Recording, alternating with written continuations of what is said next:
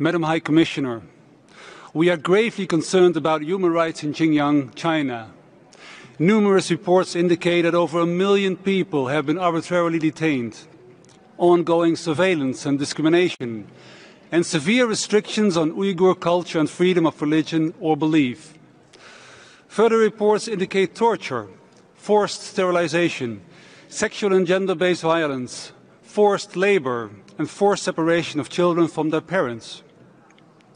We repeat our call on China to implement the CERT's recommendations on Xinjiang and address concerns raised by special procedures, including on arbitrary detentions.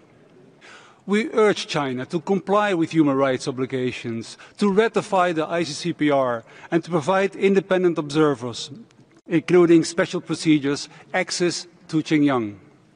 Finally, we acknowledge your recent visit to China, including Xinjiang, which provided an opportunity for dialogue, and we acknowledge your recent statement, Madam High Commissioner. We are interested in more detailed observations, including on the restrictions China imposed on the visit, on your access to civil society and places of your choice. High Commissioner, recalling your announcement at HRC 48 that you would release a report on Xinjiang, we look forward to its prompt release. Could you please provide further information on the timeline? I thank you.